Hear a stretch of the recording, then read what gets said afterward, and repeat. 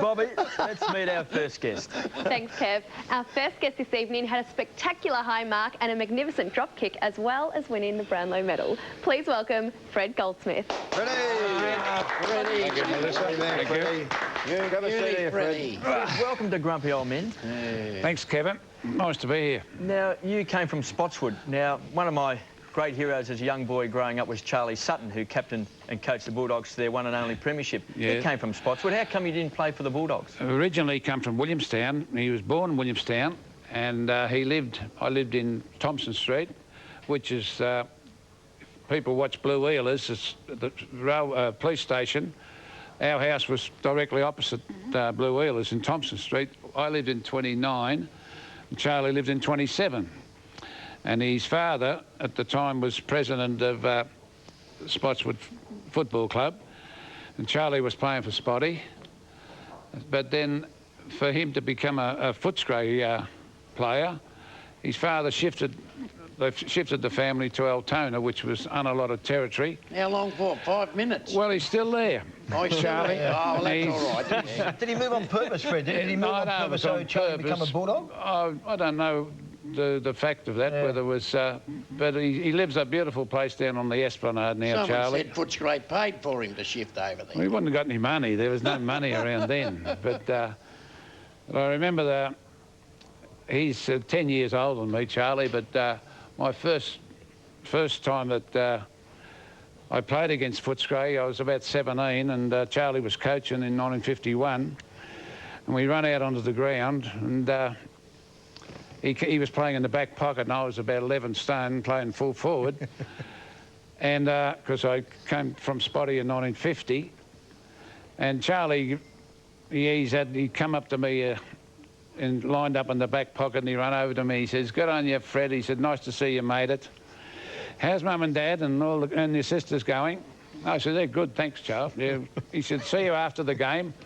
Have a good day." I said, "Good, thank you." I thought, "Oh, I'm pretty sweet with this bloke." So they bounced the ball, and the ball come down my end, and I let out, and I was hitting the ball ahead of me instead of looking up, and I didn't look up, and then crash.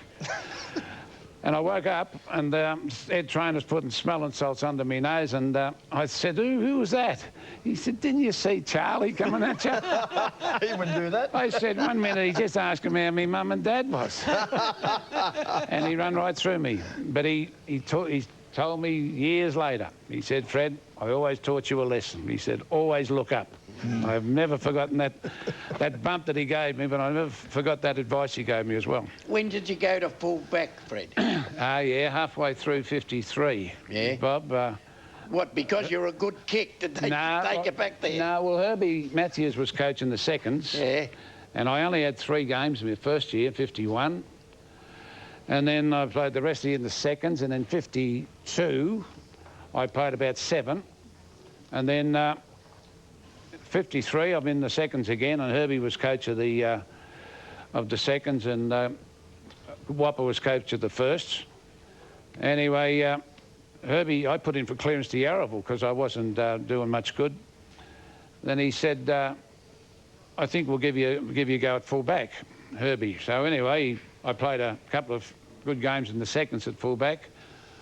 And Nigger Ron Pays, he got injured. He was injured against St Kilda, and he had to pull out, and I went in this. I got a game, and I was on Peter Bennett, who was for St Kilda. Yeah, he played for Victoria. Married Marjorie McQuaid, the swimmer. That's right. Yeah. Anyway, I had a good day that day, and I played the rest of the year, that 53 full-back. Then I played all of 54 full-back. Then I played all of 55 full-back. Well, it was a good place to be, full-back at South, because the ball was down there all the time. Well, you got plenty of play, Bob. Well, you won the Brownlow medal playing at full-back. And, yes. You created history, Fred, by becoming the first person ever to win the famous award playing at full-back.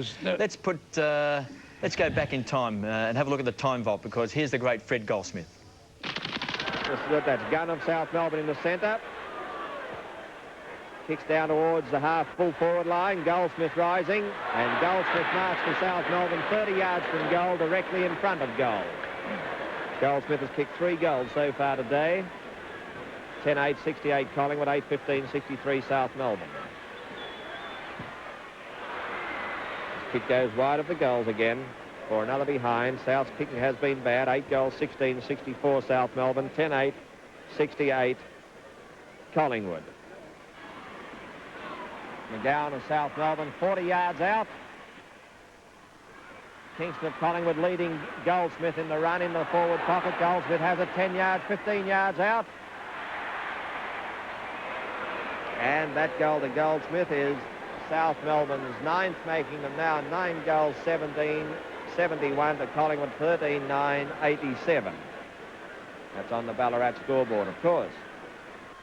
Gunn in possession for South Melbourne, taking it over the half-forward line. Right up into the goal square now. Clegg rising. Here's Goldsmith in possession in the goal square into the behind post now. And Goldsmith put it through. 10-17, 77 South Melbourne, 13-9, 87 Collingwood on the Ballarat scoreboard. And that is Goldsmith. Well, there's now, great vision there. Yeah, and trivia question, who was the announcer? Or the commentator? The commentator? Yeah. Who was it, Bob? Who was it, Bobby? Ian Johnson, captain of the Test cricket side, yeah. Jeez. Yeah. So have you ever seen that? Never seen that vision before, no, Fred? No, I don't think I did see that, Kev. No. How do you feel about seeing that, Fred? That's good, I think. Memories and both sides of the body, you're pretty Looked good. a bit slow, but I could never... Well, it's a fluke, that left foot, because I couldn't kick left. Fred, we hate to tell you this, Fred, but we speeded it up. I could never kick left foot. Could you? No, that was a fluke. Now, Fred, you were a fireman. A lot of Yeah. people made a lot about Freddie Goldsmith being a fireman, winning the Brownlow medal. Did you ever attend any famous fires? Yeah, well, I did, Kevin. We went to the stadium. I changed ships. I changed ships to... because I was supposed to be on night shift, but I didn't. First of all, Freddie, where were you stationed? Eastern Hill. Eastern Hill. In the city. In the city, right. And I was catching a very slow-moving gear, and they only sent it out to big fires, so they protected me a little bit. And I was doing an afternoon shift, because on the Friday night, we had to play footy on the Saturday, and we got the call about 5 in the afternoon to a fire well alight at Spotswood Glassworks, at the stadium, rather. Is that Festival Hall, Freddie? At Festival, yeah, the old stadium. It's 1955, because it was gutted, it burnt to the ground, and they had the plans already for the new stadium. What do you mean, Fred? For the new stadium was in 1956. Yeah, but it was, I think it was been burning for about an hour before we got the call. And if you ever went to the stadium those days, it was just tint wood, you know, tinted wood, and would burn. Anyway, that was the first big fire I went to. Well, now, in your era at South, Clegg was one of the great personalities. Great. Is he probably the biggest character that you had at South Melbourne? Yes, without a doubt. He was probably the second best player I ever seen. Yeah. First was John Coleman, but Clegg was a very close second. He could play both ends. He'd stay both ends. One year, in '55, him and both Jimmy Taylor left South and went. Cleggy went up to North Wagga. Wagga or somewhere, coached up there, right, and Jimmy Taylor went over to Norwood in South Australia. And they both only stayed 1 year. But Cleggy came back and he just automatically took over again, his captain straight away. But I saw him one day against Fitzroy. Took 26 marks, centre half back. 26. He started... Everyone's entitled to an off day. Not a bad... No, actually, he said... They asked him about the football, and he said it had 395 stitches in the footy. He counted. He had the ball that often. And he said to the boot starter, he said, I want a pair of boots, because he said, I've worn those out. Unbelievable. He meant it too. Stay with us on the couch, because when we come back, of course, Bobby's mailbag is coming up. We want to ask you also about that famous game at Victoria Park in 1959 when Collingwood unfurled their premiership flag. Yeah, back with the great Fred Goldsmith and Bob's mailbag on Grumpy Old Men. Welcome back to Grumpy Old Men, and joining us on the couch, Brownlow medalist Freddie Goldsmith. Now, Fred, the Magpies won the flag in 1958.